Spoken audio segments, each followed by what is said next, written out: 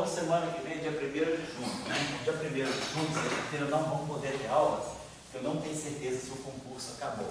Porque o concurso está programado para acabar sexta de manhã, até vir de lá para cá. E também não sei, vão ser 17 candidatos, de repente tem demora mais, pode prova de seminário, prova de aula, tem muita coisa lá. Então, eu prefiro não assumir compromisso. Então, vamos deixar a aula do dia 1º de junho.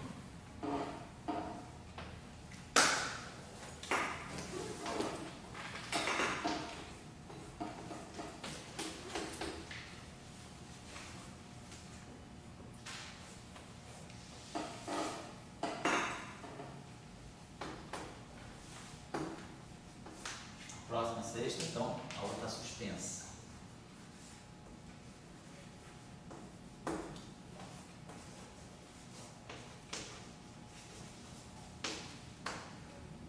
A minha proposta é repor essa aula, então dia 7 é feriado.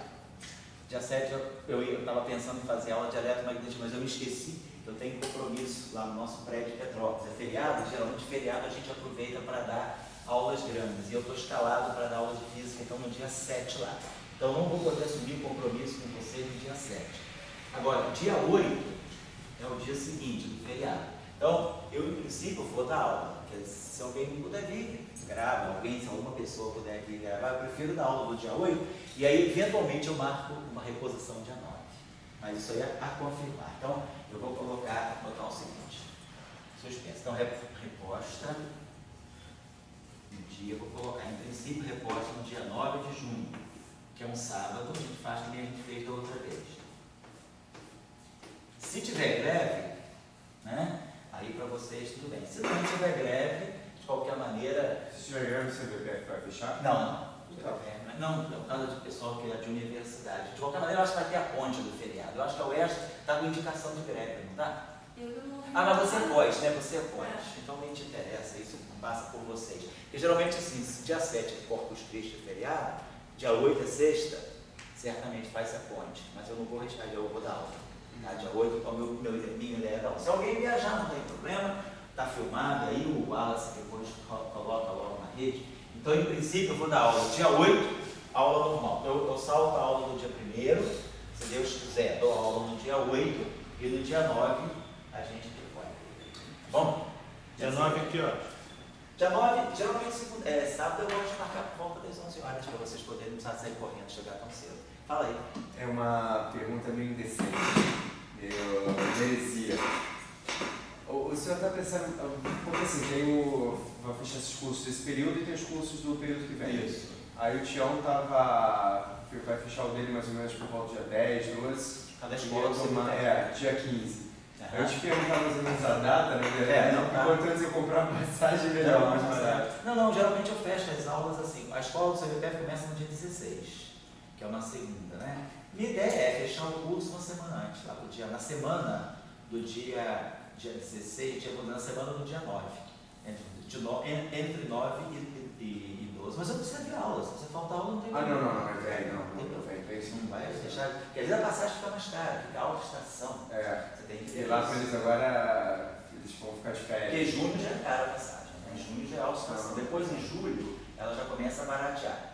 Tira a tua passagem independente, as aulas estão no servidor, você assiste. Não, isso está fora de estação, você só vai ter uma ideia. Mas a minha ideia é terminar. E você pensa de começar os cursos de supersimetria, os outros cursos normais? No período que vem. No semestre que vem, geralmente as aulas aqui começam na segunda semana na terça. A matrícula geralmente as aulas aqui começam todo dia 13 de agosto. Como esse ano, dia 1º de agosto, eu acho que é uma quarta-feira, dia 1º de agosto, nós estamos na terça-feira. Vamos dizer, dia 1º, dia 8, dia 7. As aulas devem começar dia 14. Eu acredito que pelo calendário você deve começar dia 14, que é uma segunda-feira.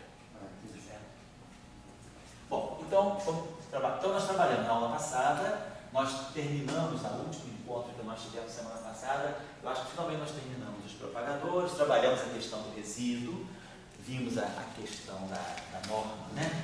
A influência do sinal do resíduo, né? Do propagador no polo.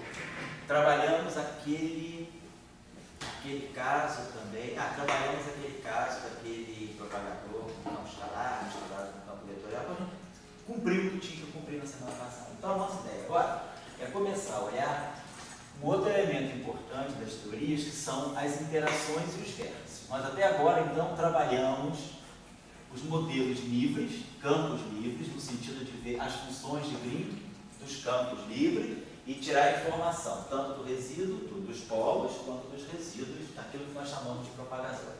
E agora vamos estudar as relações entre interações e aquilo que nós chamamos de vértices, que estão presentes no Lagrangiano.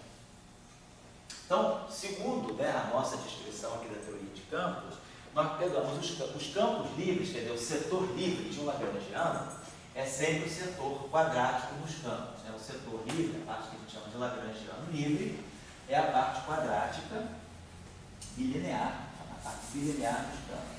Mesmo que misture em campos, nós vimos que nós temos termos de mixing, como a gente teve aquele caso do mixing entre um vetor e um escalar, ou entre dois escalares, e tem termos de mixing. E esses termos de mixing, eles também não são exatamente termos de interação, são termos que estão ligados ao Lagrangiano livre, porque nas equações de campo eles aparecem linearmente. Então, o Lagrangiano livre é a parte bilinear dos campos. Né?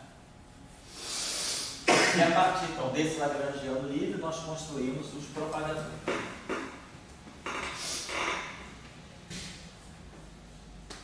E associados aos propagadores, então, a gente consegue ler o espectro de partículas.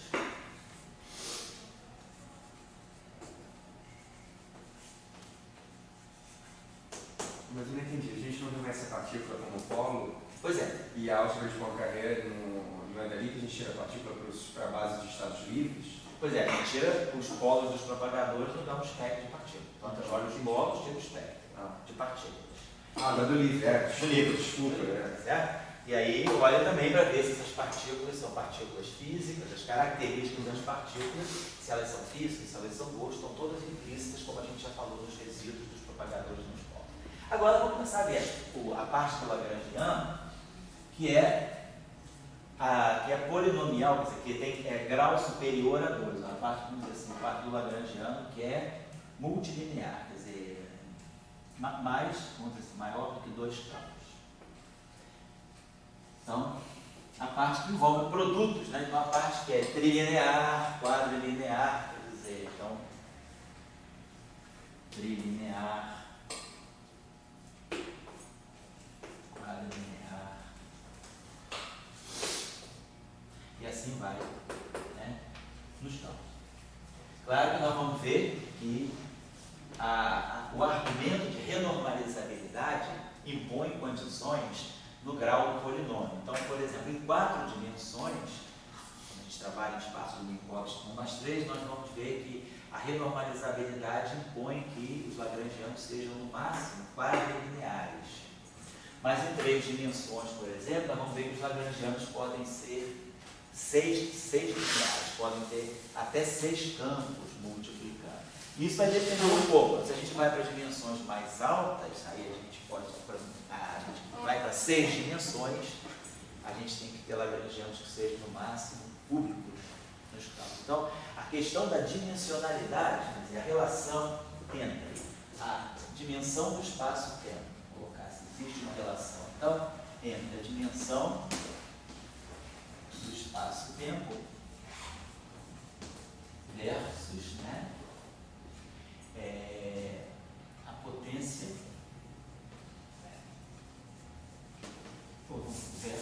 versus o número de campos, vou colocar assim, o número de campos presentes nas interações.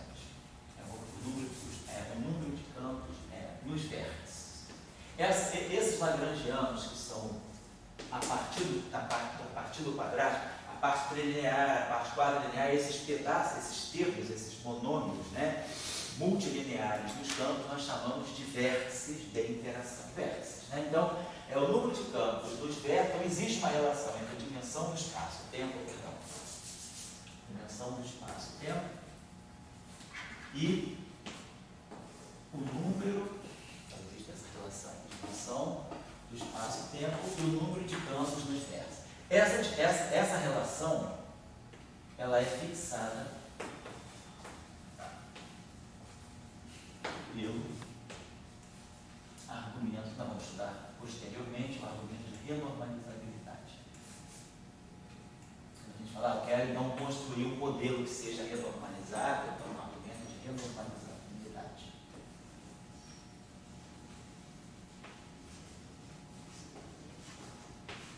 Então, um modelo que, dependendo da dimensão,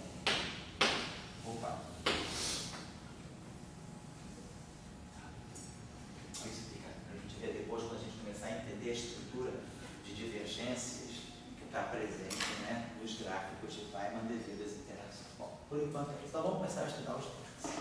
Então, por exemplo, pegar o Lagrangiano simples, aí vamos pegar ação, vou pegar um exemplo, vou pegar uma ação escalar, campos escalares, só para a gente ilustrar dois tipos de versos e a gente discutir as características dos versos. Então, vou pegar uma ação de campos escalares, vamos supor um campo escalar real, como diz o professor, não é nada mais simples. Um campo escalar real, pode ser massivo, então a gente já sabe bastante coisa. Vamos dizer que a gente esteja em 4 dimensões, só para a gente ter um exemplo concreto. Então, Lagrangiano de Klein-Bordon, o termo, vamos colocar o terminho de massa nele. E vamos colocar aqui um potencial de interação.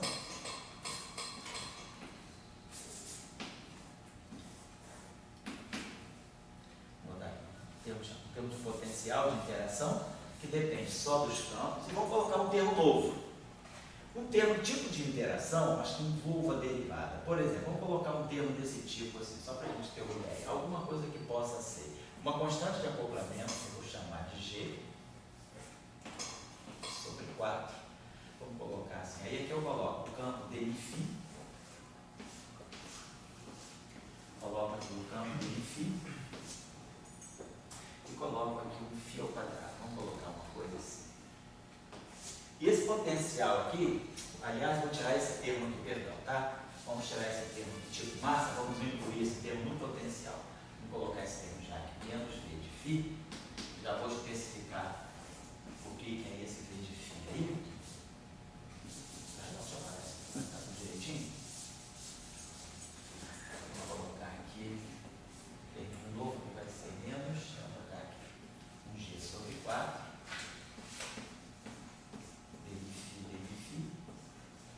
Vou colocar assim, dφ ao quadrado, dφ, e aqui um φ2. Vamos dizer que eu tenha esse meu potencial, seja o potencial tipo Higgs, seja o potencial clássico lá dos escalares, que quebra quando tem quebra de simetria, controla uma quebra. É o potencial com um termo de massa, no meio, de 2φ ao quadrado, e o termo de acoplamento quarto. Vou botar aqui o termo na normalização que se usa sempre, que é o lambda sobre 4 fatorial e a quarta.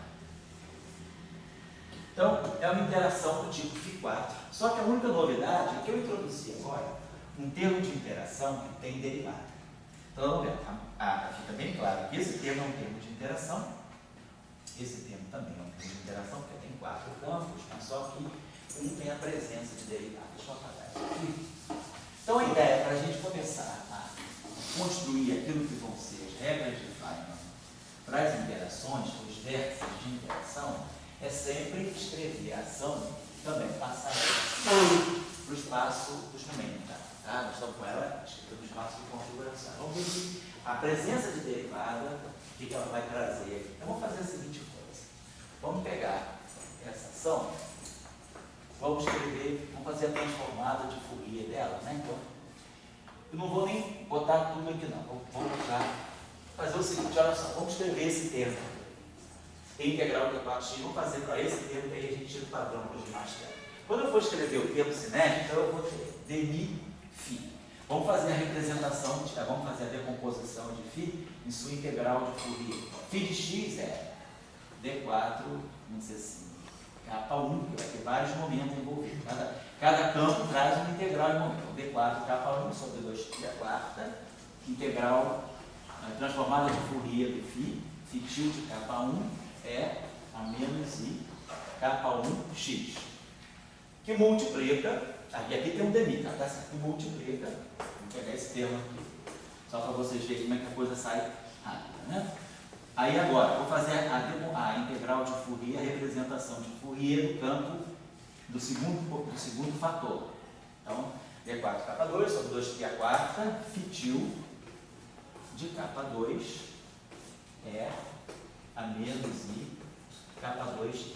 Isso a gente faz uma vez, depois vocês vão se acostumar, já vão fazer de cabeça, não tem? Então, quando eu fizer, então, cada termo de derivada, aquele termo de derivada, ele está atuando só nesse campo. E essa derivada está atuando neles. Então, essa derivada ela vai bater nessa exponencial. Então, ela vai produzir um menos I capa 1. Então, no lugar dessa derivada, vamos produzir aqui o fator menos I capa 1 vetor índice μ. E esse segundo termo aqui, ele vai produzir menos I capa 2 μ e mantendo a exponencial. Então, a derivada desapareceu. No momento que eu atuei com a derivada, ela virou transformada, ela virou o momento que está na transformada de Fourier e as derivadas desapareceram. Mas agora, lembrem-se que eu tenho aqui uma integral de 4x.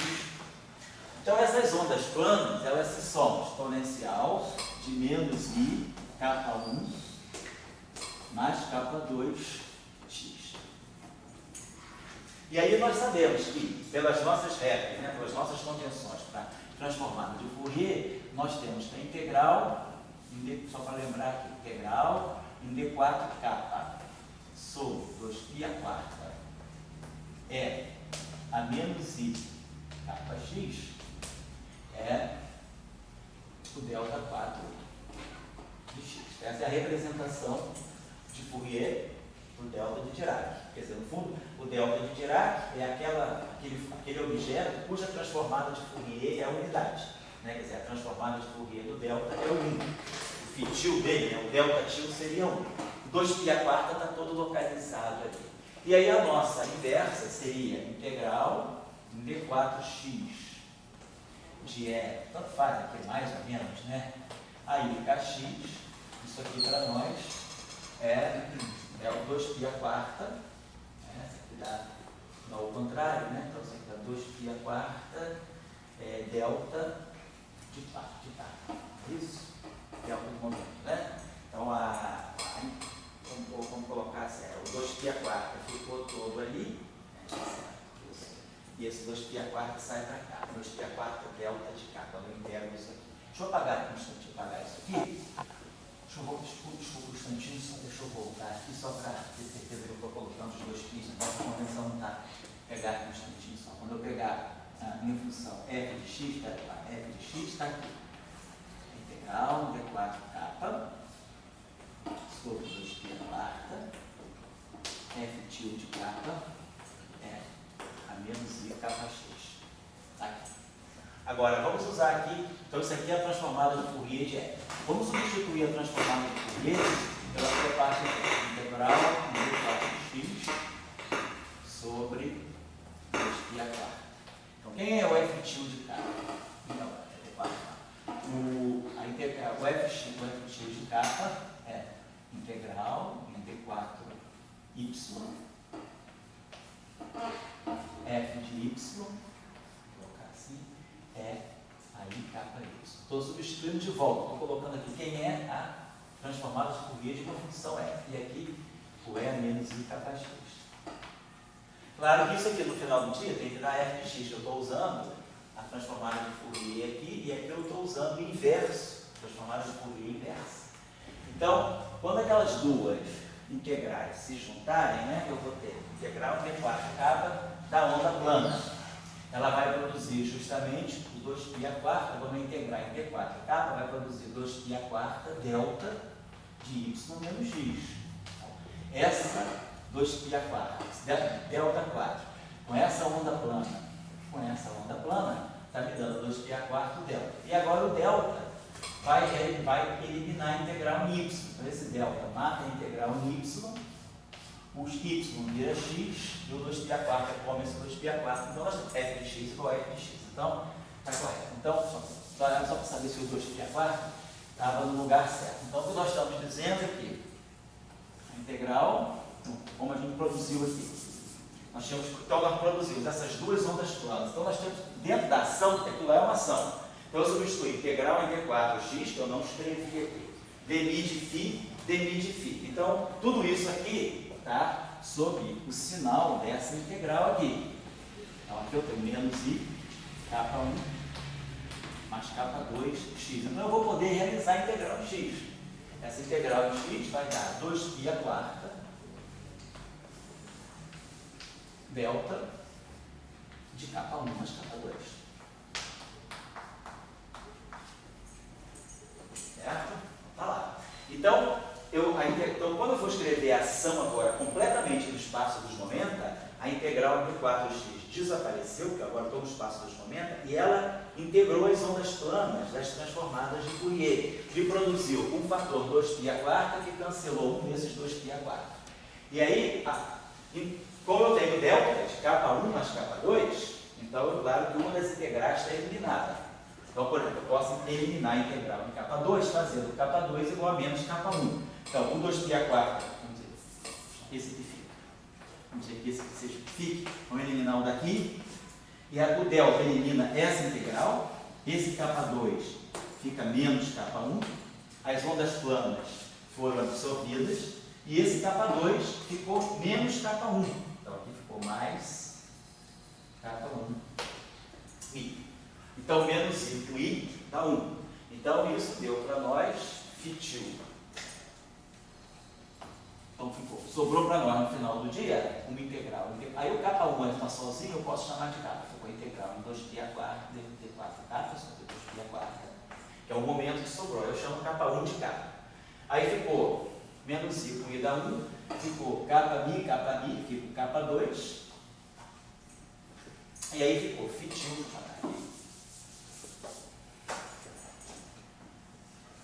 Φ2 de K, φ2 de menos K. Certo? Esse cara junta coisa. Agora no espaço de 90 tudo é multiplicativo, não tem mais derivada.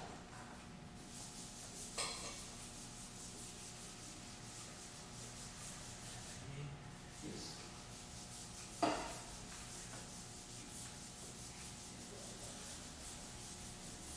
Porque de fato a gente vê o seguinte. Quando eu integro por partes, fica menos da Lambert, fica menos do Laplaciano. Lembra quando eu integrava por partes? Ficava o meio. O meio não desapareceu. Eu esqueci de colocar. Então, mantém esse termo aqui, que eu tinha esquecido de colocar o meio permanece. Então, quando eu integro por partes, fica φ menos da Lambertiano φ. Mas aí a transformada de Fourier do da Lambertiano é K2. Então, a transformada de Fourier menos da Lambertiano é mais K2. Né? Que a transformada de Fourier da Lambertiano fica menos K2. Então, o sinal lá está correto. K2, que é isso aqui. No fundo, é isso aqui que eu tenho. Aquilo lá, então, é a transformada de Fourier disso. O φ fica o φ2 de K. O outro φ2 é φ2 de menos K, por causa da conservação do momento. Né? Delta 4, K1 mais K2 tem que ser igual a 0. E o menos da Lambertiano ficou K2. Então, a gente já está vendo aqui que vou colocar aqui assim, dessa forma. Esse termo, então ficou 1/2 φ2 de K, K2 φ2 de menos K. Vocês estão lembrados que quando uma função é real, a condição de realidade da função impõe que a transformada de Fourier, a transformada de Fourier de uma função real é complexa. Então, se eu tiver uma função real, fx, ela é real, não importa, ela é real ou complexa. A transformada de Fourier dela tem essa forma aqui.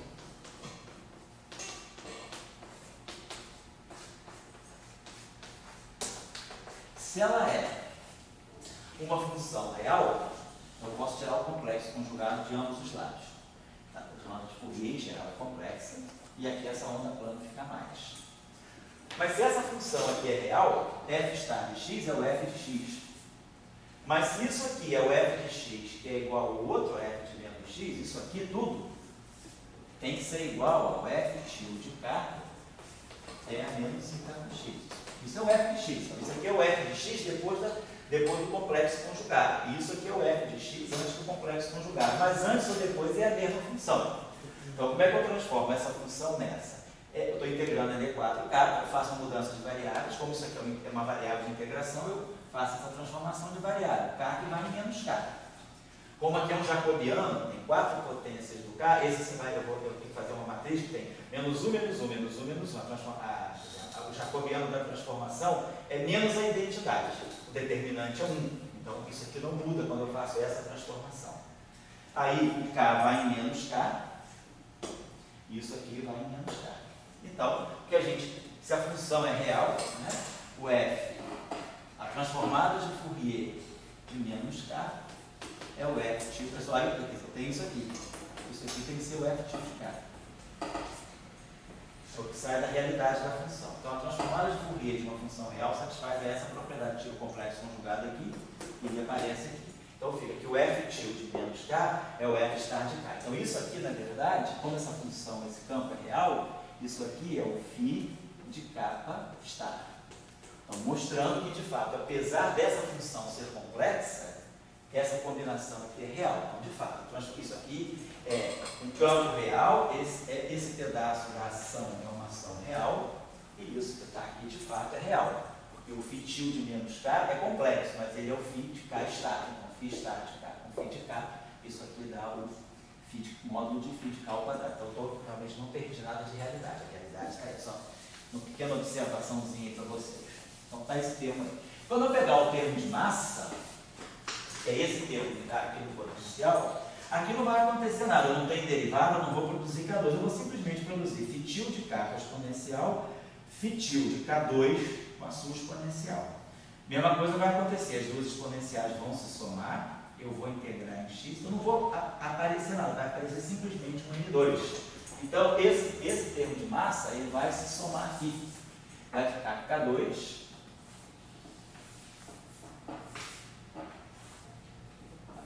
tem um sinal menos, que é menos no meio, ele vai ficar K2, o menos vem lá do próprio Lagrangiano, K2 menos N2, φ tio de menos K.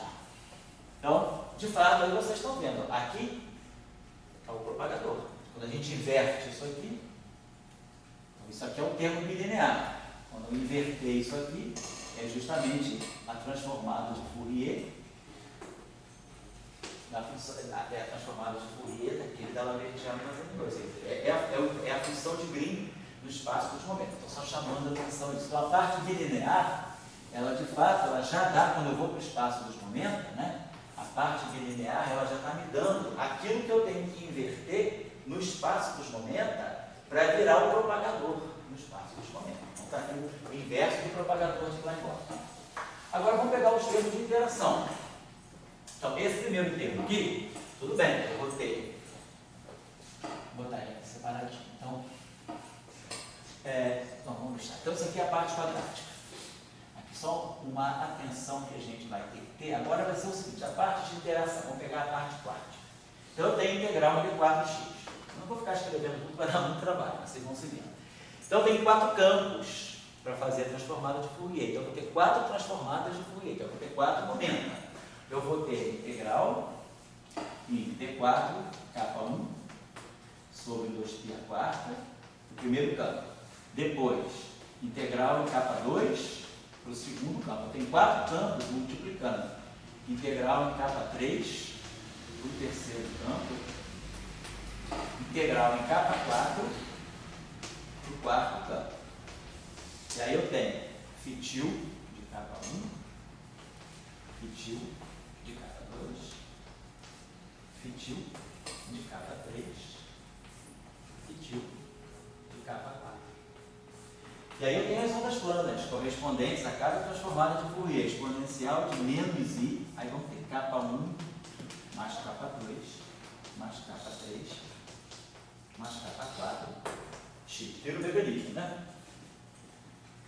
Simplesmente substituir cada campo pela sua integral de Fourier. Agora, a integral de x, ela vai sempre pegar a onda plana total.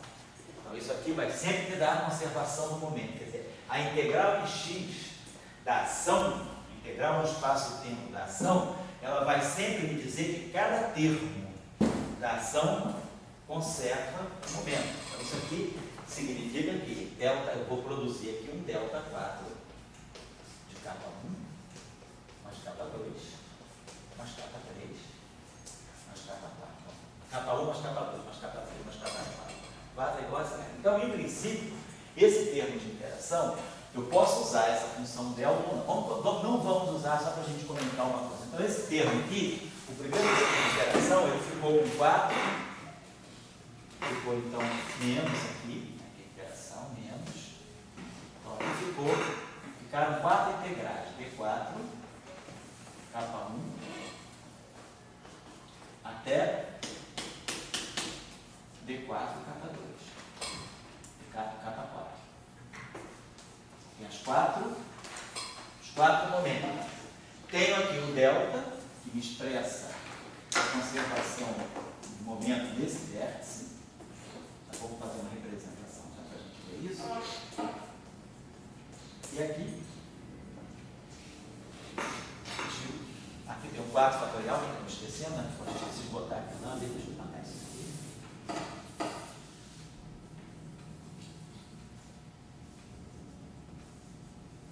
Um pouquinho menos.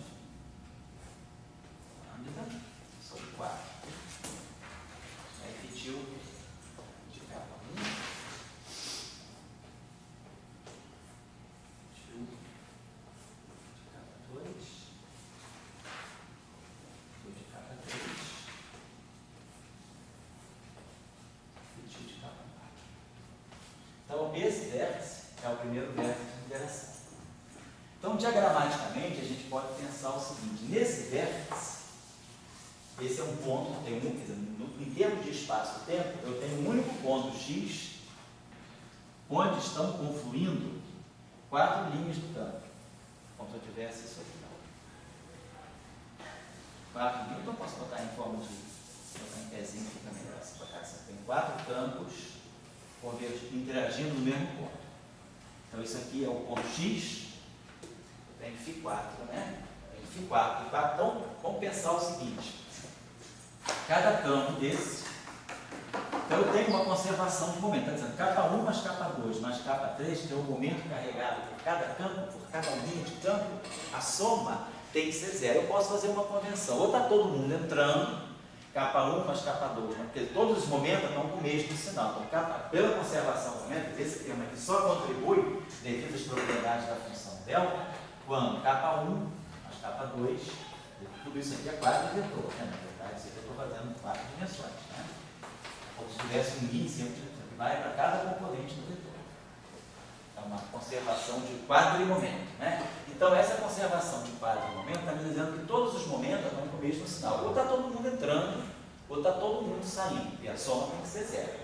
Então, o que a gente normalmente convenciona é que todos os momentos, essas linhas estão envolvendo todos os momentos entrando. Capa 1 mais capa 2 mais capa 3 mais capa 4 é igual a 0. Capa 1, essa linha tem capa 1, essa linha capa 2, essa linha capa 3, essa linha capa 4. E aqui nesse ponto, que nós estamos vendo, é que nós temos um lambda. Isso ainda não é a regra de Feynman. Depois eu boto isso aqui, vamos a gente colocar a regra de Feynman. Por enquanto, a gente está só transcrevendo a integral no espaço dos momenta e mostrando como é que os momenta podem aparecer nos vértices. A gente já entendeu que os momenta aparecem nos termos cinéticos sob a forma de capa 2. Se for girar, que é I, gama, mi, demi. É um demi só, então vai aparecer um capa mi. No caso de Klein-Bora, aparece dois campos. No caso de Maxwell, como a gente já viu, aparece um capa 2, zeta mini, menos capa mi, capa i. Vamos depois retomar isso. Então, isso aqui é o vértice sem derivada. Agora, vamos ver a propriedade dos vértices com derivada. Eu peguei um vértice aqui que tem 2 derivadas. Então, esse vértice aqui está me dizendo o seguinte: eu vou colocar aqui menos g sobre 4. Eu botei sobre 4, né? Acho que eu poderia botar, vou botar para normalizar, vamos lá, igual. Bota o 4 fatorial também. Bota o 4 fatorial. Depois a gente vai ver por que esse 4 fatorial é importante, porque na regra de Feynman aparecia um fator 24. Então essa constante era dividida por 24 para normalizar. Então agora a mesma coisa, eu vou ter 4 integrais. D4 capa 1 sobre 2π4 e V4. P4 e K4 sobre 2π4. Continua valendo aí eu tenho 4 ondas planas, todas com o mesmo sinal, então continua valendo a conservação do momento. A conservação do momento, ela está presente sempre, desde que tenha a integral em D4x, me diz que cada vértice conserva o momento. Então está aqui. Agora, esse primeiro, então, isso aqui está assim, ó, dmφ,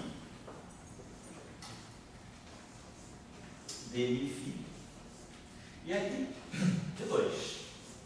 Então, significa que eu vou produzir um fator que é menos I K1 Mi. Nesse aqui eu vou produzir um fator que é menos I K2 Mi. Então, menos I com menos I para menos 1. Então, nós vamos produzir um fator aqui que vai ser menos K1 Mi, K2 Mi. Então, vamos produzir um fator aqui que vai ser um produto escalar de K1 com K2. K1 com K2, um fator de momento. E aí aqui eu vou produzir os 4 fetil de K1, fetil de K4. Então, o que caracteriza a presença de derivadas no vértice é o aparecimento de momenta nas transformadas de Fourier. Isso vai ser importante para as nossas regras de Fabry. A teoria de Yang-Mills tem uma derivada do vértice. Vamos ver que o trivértice de Yang-Mills ele tem uma derivada. Então, as teorias de Yang-Mills elas vão ter vértice com derivada. O modelo de Higgs, que é a teoria Φ4, o modelo Φ4, sem derivada, sem esse termo aqui, então, no modelo de Higgs, eu só tenho interação Φ4, então eu não tenho vértice com derivada. Nesses modelos com derivada, os vértices adquirem derivada. Derivada é momento. Então, significa que se nós formos olhar o comportamento ultravioleta desse gráfico, quando a gente for olhar esses gráficos no regime de altas energias, esses vértices com momenta, eles começam a dominar. Esse vértice aqui, se eu tenho todos os campos envolvidos com muito momento, esse vértice aqui é bem mais sensível do que esse, é bem mais significativo do que esse, porque se eu estou no regime de altas energias, aqui eu tenho os ômegas, tenho as frequências aqui. Então, eu tenho altas energias e altos momentos. Esse vértice domina sobre esse. E isso vai ter uma consequência no estudo das divergências ultravioletas. Os vértices com derivada, eles vão ser sempre vértices que vão nos colocar em estado de alerta. Por quê? Porque eles vão trazer potências de momento. Então, a tendência é que quando a energia cresça, esses vértices trazem para a ação, que a gente está observando que, à medida que o momento cresce, esse termo na ação, ele tende mais a divergir do que esse. Na hora que eu for fazer essas integrais, eu já tenho aqui algo, esse termo aqui não, a dependência dele, está tudo aqui. Esse termo tem a mesma característica que esse, mas aparece esse termo que é proporcional aos momentos e energia, então ele tende a dominar. Então, isso é o que pode ser fonte de divergência ultravioleta. Isso contribui para aumentar o grau de divergência de uma teoria, e isso aí, claro, a gente vai ter que ver. Nem sempre uma teoria com vértices com derivada vai ser renormalizada. Então, por exemplo, quando lá na frente a gente estudava, aqui umas 2 aulas, nós estudávamos o critério da contagem de potência para saber se o lagrangiano ele está associado a um modelo renormalizável ou não, nós vamos ver que esse modelo em particular não vai ser renormalizável. Esse modelo aqui é não renormalizável exatamente por causa desse excesso de derivadas nesse vértice que a gente está entendendo. O papel da derivada no vértice é fazer com que o termo oscile muito no limite de altas energias. Então, ele pode contribuir para aumentar a divergência ultravioleta. Mas uma teoria, para ser física, para ter validade, ela tem que ser renormalizável, obrigatoriamente? Vamos colocar da seguinte maneira, não necessariamente, não. Já se pensou, já se foi mais duro com esse critério, pensando, sim, uma boa teoria tem que ser renormalizada. Hoje nós entendemos que é o seguinte, uma teoria nunca é muito completa. Então, sempre uma teoria, ela deve ir até um certo regime, a partir do qual provavelmente existe uma teoria mais fundamental que estende essa teoria de partida. Então, a gente diz que uma teoria ela é válida até um certo, ela é uma boa descrição até um certo limite de energia, que nós chamamos de cutoff. A partir desse limiar de energia, deve entrar em ação uma teoria mais completa que envolva graus de liberdade que essa teoria não tem. Então, o que a gente pode pensar é o seguinte: se uma teoria não é normalizável, não significa que ela tenha que ser descartada, significa que eu posso trabalhar com ela até um certo regime de energia. Ela pode estar dando bons resultados até um certo limite de energia, que nós vamos entender qual. Provavelmente, quando eu começo a atingir as energias correspondentes à produção de partículas muito massivas, eu estou chegando no limiar da minha teoria. A partir de uma energia onde eu começo a... se estou trabalhando num regime de energia que eu não consiga excitar todas as partículas, é o que a gente chama, todo um limite efetivo, então você pode abrir mão da renormalizabilidade. Ele, bom, a não renormalizabilidade ela vai se tornar danosa a partir de um certo nível de energia. Mas se eu garantir que eu não vou estar trabalhando naquele nível de energia, eu não vou estar, vamos dizer assim, chegando na zona de perigo. Então, você pode dizer, uma teoria que é não renormalizável, ela pode ser levada fisicamente a sério, desde que eu não atinja o limite de perigo dela, que é onde as divergências ultravioleta começam a saltar. Então, a gente hoje pensa assim, não, uma teoria não renormalizável, ela, como uma teoria efetiva, ela pode ser razoável. Agora, sempre que uma teoria não renormalizável, a gente entende que ela deva ser a porta de entrada para uma teoria mais completa, que a inclua e que seja renormalizável. Então, o que a gente mais ou menos entende hoje, o ponto de vista que a gente assume hoje, que a gente adota, é de que uma teoria verdadeiramente fundamental, uma teoria assim, que seja a última instância, a teoria mais elementar possível, essa deve ser renormalizável. Mas, se eu não estiver ainda trabalhando assim, chegando no máximo que uma teoria pode dar, eu posso aceitar teorias, descrições da renormalizagem. Por exemplo, foi assim com a teoria de Fermi. Nós vamos ver que daqui a 2 aulas, quando a gente fizer a contagem de potência, nós vamos ver que a teoria de Fermi sobre a interação, o decaimento beta, que é a chamada teoria por interação de 4 férmions, né? O nêutron, quer dizer, o quark D decai no quark U, emite um elétron e um antineutrino. 4 férmions em interação simultânea, essas interações de 4 férmions são caracteristicamente não renormalizáveis em 4 dimensões. Mas a teoria de Fermi é boa sempre que eu for descrever o limite de processos de baixa energia das interações fortes. Mas se eu começo a querer entender interações fortes no limite de altas energias, essa teoria deixa de valer, porque eu já começo a dar energia para o meu sistema suficiente para excitar um Z0, para excitar os bósons intermediários. E aí a teoria, ela começa a receber os graus de liberdade típicos das altas energias. Então aquela descrição efetiva deixa de valer.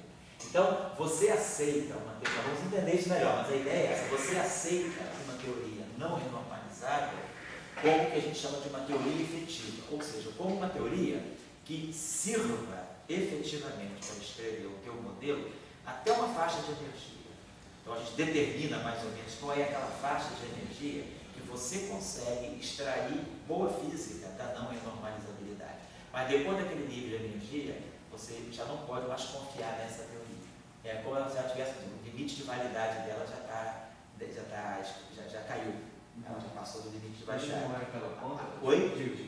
Aí você vai, isso deve estar indicando para você a entrada em ação de uma nova teoria que deve completar essa. Então, com a teoria de Fermi foi assim. Quando entrou a teoria de Salant-Glashweimer, a teoria eletrofrágil, né, da qual falamos bastante aqui disso, ela justamente entrou como sendo a teoria fundamental que substituiu a teoria de Fermi para as interações fracas. Então, a teoria de Fermi era não renormalizável, aí entrou a teoria de Salant-Glashweimer, que é renormalizável e que descreve bem as interações fracas. Só que agora, nós começamos a ver também que a própria teoria de Salant-Glashweimer, ela tem alguns problemas estruturais, não de renormalizabilidade, mas de compreensão.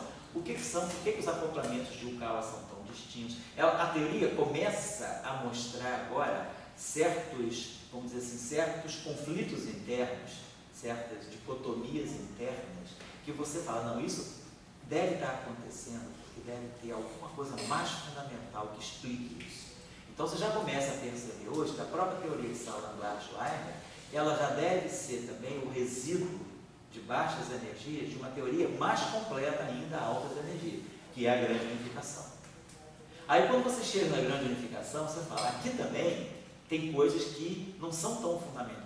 Aí você fala, ela deve ser parte de uma teoria mais completa que é a teoria de cordas. Aí a gente chegou na teoria de cordas, que parece ser o suprassumo, né? Quer dizer, o depositário de toda a fundamentalidade da física de partículas. A partir dela você gera as demais teorias. Um pouco essa é a construção. Então a renormalizabilidade, ela te dita nesse sentido. Se você tem uma teoria que é não renormalizável, você deve procurar ver se você consegue enquadrar essa teoria num contexto renormalizável. E aí essa teoria renormalizável que contém a teoria de partida deve ser um modelo mais fundamental. A ideia de Dirac, um pouco nesse sentido, né, é que uma teoria verdadeiramente fundamental, na concepção de Dirac, ele achava que uma teoria verdadeiramente fundamental, ela não devesse nem ser renormalizável, ela devesse ser finita.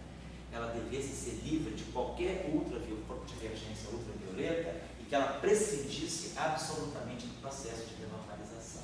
Essa era a ideia que Dirac morreu perseguindo. Ele morreu em 84, em 82 ele ainda falava disso. E de fato, em 82 apareceram as primeiras teorias quânticas de campo finitas, no ultravioleta, que eram as teorias de Super Young Mills. A teoria N igual a 4 Super Young Mills foi o primeiro exemplo de teoria quântica de campos ultravioleta finita em 4 dimensões. Então, essa teoria pareceu começar a realizar um pouco vamos dizer assim, aquilo que Dirac preconizava já desde a década de 30, que a teoria deveria ser finita. Então, essa é um pouco a nossa discussão. Então, o estudo da renormalizabilidade ele é importante, mas, digamos, ele não é essencial. Você pode fazer cálculos confiáveis dentro de certos limites com uma teoria não renormalizável. Certo? Bom, então, nós percebemos que o aparecimento de derivadas dos vértices é indicação de que eu tenho tendência a uma divergência ultravioleta maior. Porque se vocês observarem, o propagador, o que ele traz? Ele traz momento no denominador.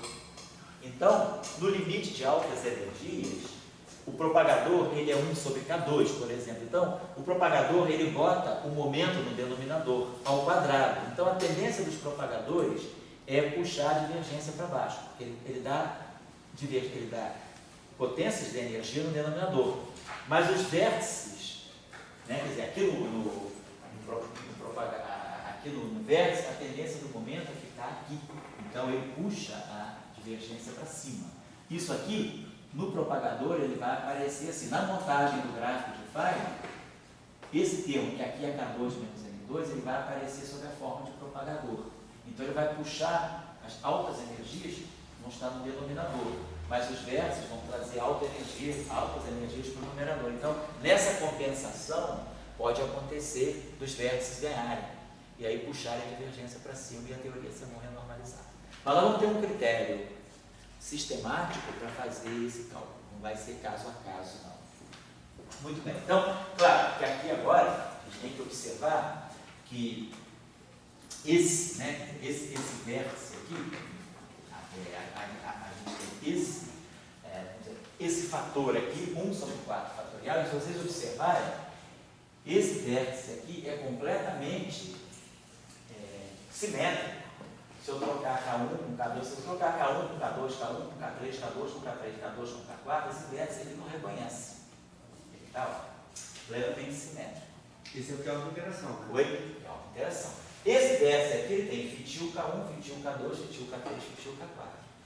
Esse setor aqui é completamente simétrico. Se eu trocar K1 com K2, ele é simétrico na troca. Mas esse aqui não, ele privilegia K1 com K2, porque fui eu que escolhi. Eu podia botar a derivada em qualquer dos três, poderia ter parecido com K3, eu botei a derivada, foi uma mera questão de desenho, eu simplesmente achei que a derivada estava no primeiro termo. Então, nós vamos ver que para as regras de Feynman, nós vamos precisar, esse vértice vai pedir uma simetrização. Eu vou produzir K1 com K2, K1 com K3, K1 com K4, K2 com K3, K2 com K4 e K3 com K4.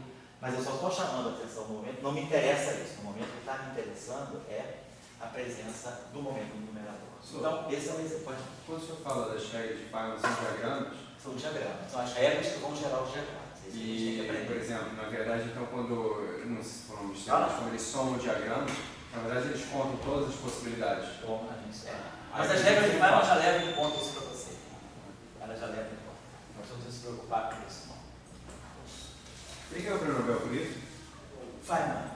Não foi tanto pelas regras de Feynman. Ele ganhou, ele, o Schwinger, o Tolonazzo ganharam pela formulação da QED como um todo, mostrando que, além de eles formularam um modo de calcular, um modo de calcular as correções quânticas nessas teorias e discutiram também a questão da renormalizabilidade. Mostraram que os infinitos podiam ser consistentemente tratados sem destruir a interpretação física da QED. Então, por isso que eu prendo com eles. Tá? Claro que a regra de Feynman, o cálculo da regra de Feynman é simplesmente um aspecto, um ferramental dentro da teoria, mas eles ganharam o prêmio Nobel por mais, né? Por mostrar que a QED, você tem métodos que demonstram que ela pode levar a resultados físicos mensuráveis e confiáveis. Tá?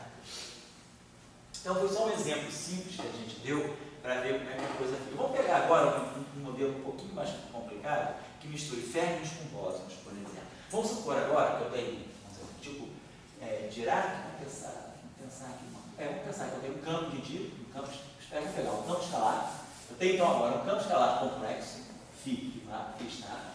Então, um par de campos complexos, um campo e seu complexo conjugado, e o campo de Dirac, um campo espinorial. Vamos colocá-los em interação para estudar os acoplamentos de Yukawa, que também são importantes no modelo padrão. Então, vamos fazer. Então, vamos escrever aqui a ação usual desses campos. Né? Então, estamos integrando todo o espaço-tempo. Então, vamos colocar a ação fermiônica. Si barrado I gama mi Bmi menos M psi. Ação de Dirac. Vamos colocar aqui a ação de Klein-Bora. Agora o campo é completo. Então, Dmi está Dmi menos Mi2 está. Vamos aqui o termo livre do Klein-Bora. Vamos colocar agora um acoplamento tipo Yukawa. Vamos acoplar agora, chamar as constantes de acoplamento de Y, né? Vamos acoplar. Vamos pegar então, os acoplamentos dos termos com bóson. Menos constante de acoplamento Y, que é a constante de acoplamento de Yukawa, vamos chamar Y de Yukawa, por exemplo, Si barrado, Si, Φ. Isso aqui não é uma coisa real, né? Isso aqui é complexo conjugado de C, mas esse cara aqui é complexo, então eu preciso somar o complexo conjugado. Então, vamos colocar aqui menos Y, Si barrado, Si, está. Então, agora esse termo, mas esse termo não é uma coisa real, a minha ação tem que ser real. E vou colocar aqui o termo de interação quântica, menos lambda, aqui agora vai aparecer um lambda sobre 4, termo no 4 fatorial, Φ está e ao quadrado, interação quântica. Esse campo agora é um campo complexo, o campo escalar agora é complexo, não é real. Então isso aqui é o que nós chamamos de acoplamentos de Yukawa, que é acoplamento férmion escalar. Então, férmion escalar. Então isso aqui é a estrutura do acoplamento de Yukawa. Se vocês se lembrarem lá das nossas aulas de Lorentz, né, a gente sabe que isso aqui significa a parte left do meu férmion interagindo com a parte right, interagindo com o escalar. Quer dizer, a radiografia desse termo aqui, quem lembrar lá do nosso cursinho de equação do Dirac, né, é só lembrar que quando eu pego um férmion psi, eu posso quebrar esse meu férmion uma parte left mais uma parte right, usando a matriz gama 5. Quem não souber isso, não se preocupe, que vai aprender agora no curso de eletromagnetismo. Estamos entrando na equação do Dirac. Então, aí quando a gente decompõe isso aqui, essa grandeza, psi barrado, psi, ao fazer esse bilinear, ele simplesmente acopla o left com o right e o right com o left. Ele não acopla left com left, nem right com right. O chamado termo de massa de Dirac, ele não acopla. Então, quem acopla left, eu preciso desse escalar. Então, esse termo aqui, ele pega o escalar. Então, esse escalar aqui, ele está trocando a quiralidade left com a quiralidade right e a quiralidade right com a quiralidade left. Por que não perde o escalar? Desculpa, eu não entendi. Porque esse termo aqui, isso aqui é um escalar de Lorentz. Então, se isso aqui é um escalar de Lorentz, eu só posso multiplicar aqui por um campo escalar. Então, o campo escalar, naturalmente, ele acopla o left com o right. Se eu pegasse, por exemplo, esse objeto aqui, na formulação de Dirac, a matriz gama-mi, ela acopla o left com o left. Então, esse termo aqui já é o contrário do anterior. Ele pega left com left, via gama-mi, e right com right, via gama-mi. Então, quem vai... A única possibilidade de eu acoplar aqui, como isso aqui tem um índice mi, para formar um escalar de Lorentz, é colocar aqui um quadro vetor a mi. Então, o campo de gauge, ele, quando um fermion left emite ou absorve um fóton, ele não muda a quiralidade. O vértice de gauge é isso aqui que faz a interação com o campo do fóton. Então, o campo do fóton, ele interage com o fermion left com o fermion left. Se o fermion left emite ou absorve um fóton, ele não muda o left ou o right. Aqui não. Aqui o fermion left, quando eles interagem com o escalar, o acoplamento de Yukawa é tal que quando um fermion left emite um Higgs ou absorve um Higgs, ele muda a polarização dele. Isso é importante no decaimento beta, já que Isso é o neutrino só sai left? Isso é muito importante no decaimento beta. Isso é fundamental no mecanismo de Higgs. E o mecanismo de Higgs, né, ele é o que é justamente porque o campo de Higgs ele nunca acopla um fermion left com um fermion left. Ele acopla o fermion left com o fermion right. É por isso que ele consegue dar massa para o elétron. Porque o elétron, para formar a massa dele, ele precisa ter o left e o right junto. O fóton não consegue fazer isso. Porque o fóton, ele interage separadamente com o left e separadamente com o right. O Higgs não. Ele interage, ele obriga o left a se acoplar com o right. E aí ele obriga o elétron. Ele obriga o elétron com a massa. Por isso que senão a gente poderia gerar a massa do férmio a partir da interação eletromagnética, porque a gente não consegue. A interação de gauge, ela não é capaz de gerar massa. Por quê? Porque pela invariância relativística, ela não consegue misturar a parte left com a parte right. Nós vamos entender agora, quando a gente estudar a equação de Dirac, que é a próxima aula da gente, né? A aula do dia 6 de junho, justamente nós vamos trabalhar essa ideia. Por que eu preciso juntar o left com o right no mesmo ferro para formar massa? Então, o neutrino ele é sem massa porque ele só tem a parte elétrica. O ferro, o elétron não, ele precisa do left e do right. Quem faz esse papel é o campo de Higgs. Mas o neutrino tem massa. Oi? Bom, aí a gente já está falando da física também do modelo padrão. Dentro do modelo padrão ele tem. O modelo padrão trata o neutrino de massa nula.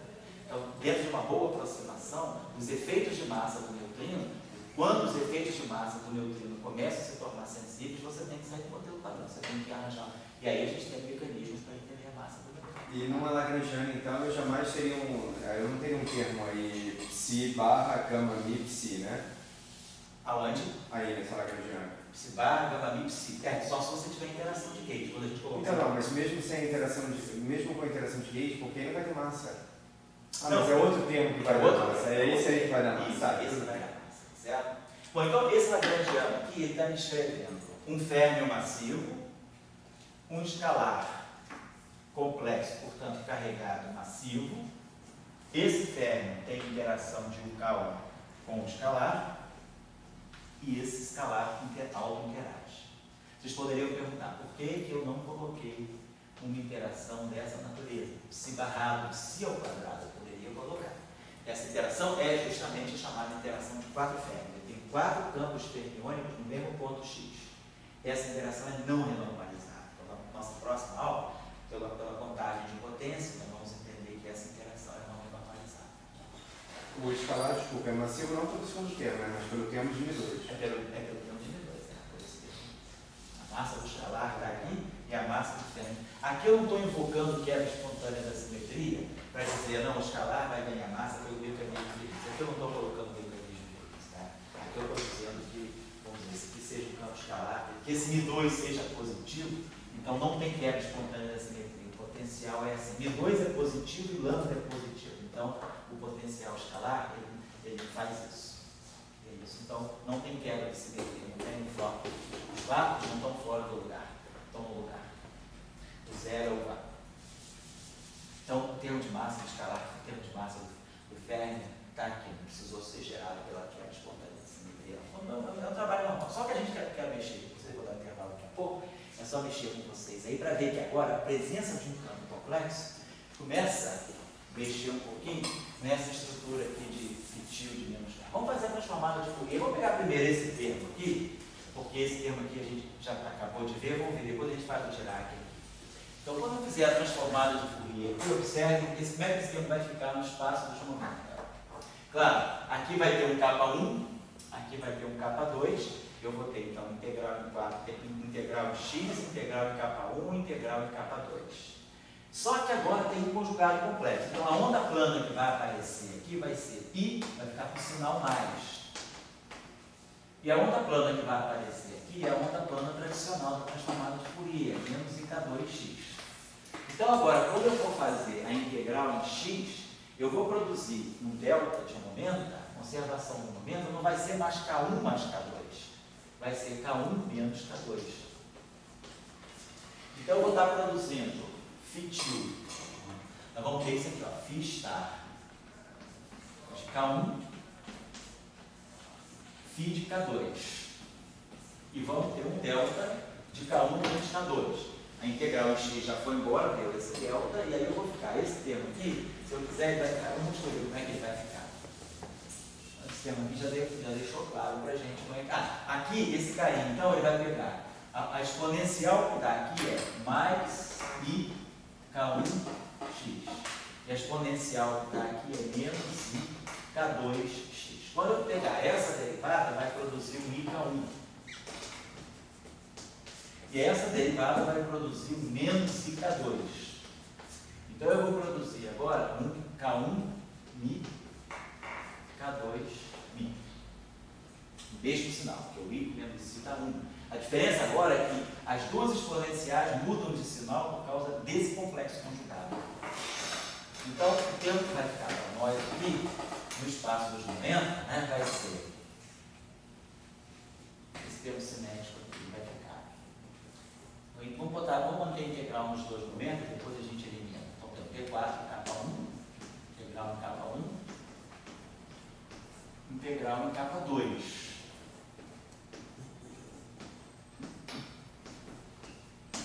Aí nós vamos ter o φ til de K1 complexo conjugado. O φ til de K2. E aí aqui o delta, conservação dos momentos agora, K1 menos K2. Então a conservação de momento agora, ela não está me dizendo que K2 é menos K1. K2 é K1. Então, por exemplo, eu posso eliminar isso aqui, colocando φ til por K1, e K2, por exemplo, eu posso eliminar isso aqui, dizendo que K2 é igual a K1. E aí, e a integral em K2 foi eliminada. Então, eu preciso colocar aqui o terminho que é K1 K2 menos, né? K2 é K1. E I com menos I dá 1. Né? Então, produz, né, o K. Então, aí agora produz um K2 também. E aí, como eu tenho tudo K1, eu chamo K1 de K no final de tudo. Então, eu vou eliminar esse K1 daqui, vou chamar isso aqui de K, isso aqui de K. E aqui, de novo, me produz o K2. Então, a única diferença em relação àquele termo lá, o K2 ficou com o mesmo sinal, que tinha que ser, porque se no fundo eu integrar por parte, fica menos da Lambertiana. E menos da Lambertiana tem que ser K2, não tem escapatória, de fato ficou K2. Perceberam por que o K2 não mudou de sinal? Porque apareceu um I e um menos I, dá 1.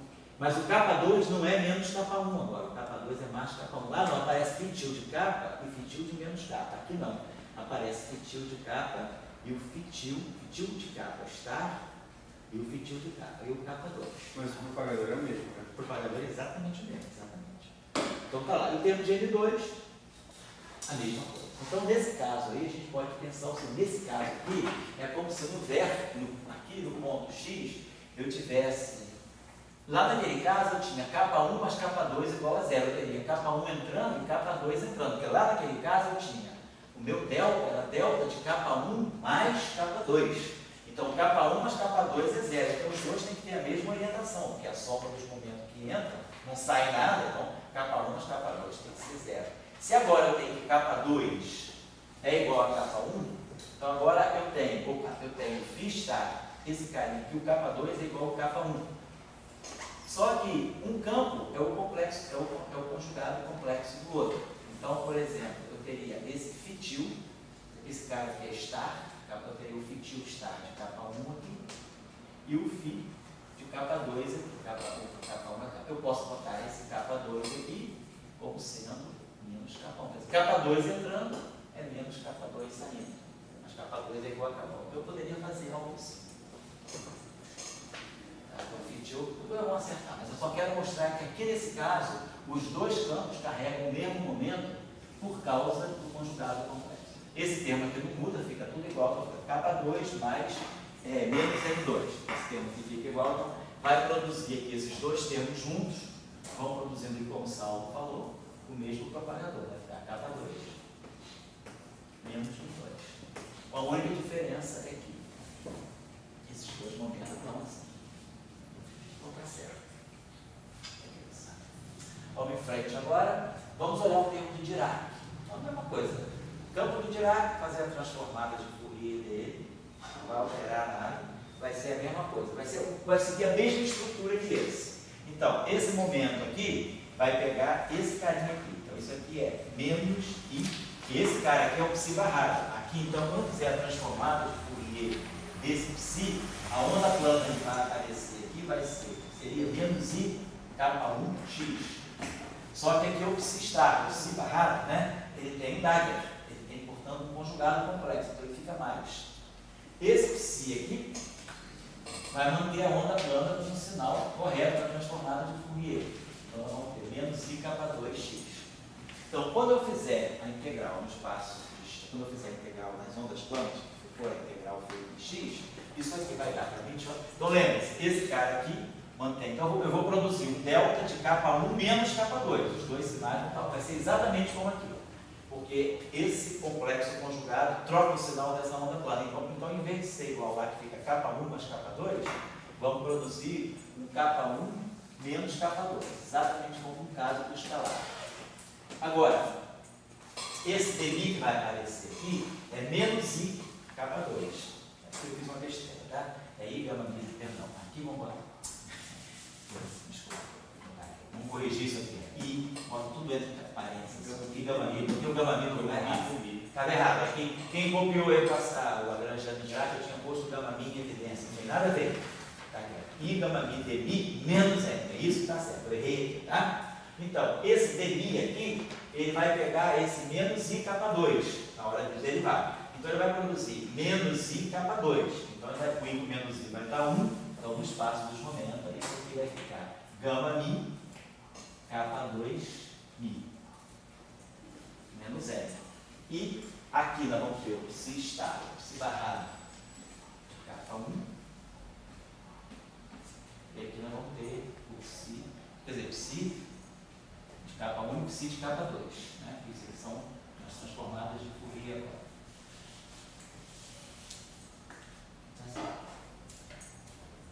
É isso mesmo, né? Então, beleza. Então ficou. E aí aqui, a mesma coisa, K2 é igual a K1, então ficou. Se eu quiser agora eliminar, que nem aqui eliminar a integral do K2, basta fazer o K2 igual a K1, fazer tudo igual a K, então fica psi barrado de K, gama mi, K mi, fica gama escalar K, menos M, psi de K. E aí aqui, exatamente, sai o propagador de Dirac aqui, é só inverter isso aqui, que nós já sabemos que o inverso disso aqui, nós já tínhamos feito o cálculo, gama escalar K mais M sobre K2, menos M2. Lembrando daquela nossa discussão, que ao inverter isso aqui, eu ganho um polo aqui e ganho uma matriz de resíduo aqui. Essa matriz de resíduo aqui, ela está descrevendo o spin, e esse polo aqui está descrevendo a relação entre energia e momento da partícula. Então, chegamos às partes retiramos os propagadores, trabalhando direto agora no espaço dos momentos. Vamos dar só uma olhadinha nos acoplamentos para a gente dar um intervalo.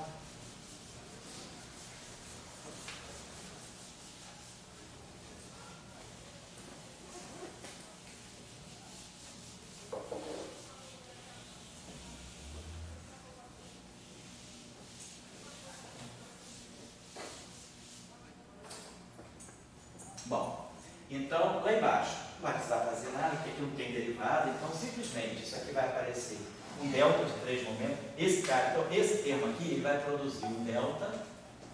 Esse cara aqui, que ia ser menos K1, com a complexo conjugado, ele fica K1, o momento vai aparecer K1. Esse cara aqui aparece com o momento K2, negativo. E esse cara aqui vai aparecer com a exponencial também, menos K3. Então, eu vou ter aqui esse delta de conservação dos momenta e os 3 campos ali, né? Psi barrado, psi, φ, né? E a conservação, vamos dizendo a mesma coisa, que nesse caso aqui eu tenho então 3 momentos, é como se eu tivesse assim, vamos dizer que essa linha aqui seja a linha do φ,